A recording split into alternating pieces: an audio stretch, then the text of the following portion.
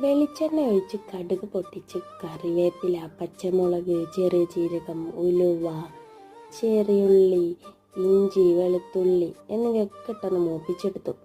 അതിനുശേഷം വലിയുള്ളിയും ആവശ്യത്തിന് ഉപ്പും ഇട്ടൊന്ന് വഴറ്റി. പിന്നീട് അതിലോട്ട് തക്കാളി ഇട്ടു. തക്കാളി ഒന്ന് മൂത്ത് വന്നതിന് ശേഷം ആവശ്യത്തിനുള്ള മഞ്ഞൾ, ഉപ്പ്, മുളക്, മല്ലി എന്നിവയൊക്കെ ഒന്ന് ഇട്ടെടുത്തു. എന്നിട്ട് നന്നായി ഒന്ന് ഇളക്കി യോജിപ്പിച്ചു. അതിനുശേഷം ആവശ്യത്തിനുള്ള പുളിവെള്ളവും ആവശ്യത്തിനുള്ള വെള്ളവും ഒഴിച്ചു. അതിലോട്ട് നമ്മുടെ അയില മീനുകളെ ഇട്ടുകൊടുത്തു. നിങ്ങൾ ഏത് മീനാണോ യൂസ് ചെയ്യണേ ആ മീൻ ഇതിലേക്ക് ഇട്ടുകൊടുക്കുക. എന്നിട്ട് നന്നായി ഒന്ന് തിളച്ചതിന് ശേഷം ആവശ്യത്തിനുള്ള മല്ലിയില ഇട്ട് നമ്മളെ മീൻ കറി റെഡിയാക്കിയെടുക്കാം. നല്ലൊരു മീൻ കറിയും ചോറും ഉച്ചയൂണിന് ആർക്കാ ഇഷ്ടമില്ലാത്തത്? എനിക്കിന്ന് ഉച്ചയൂണിന്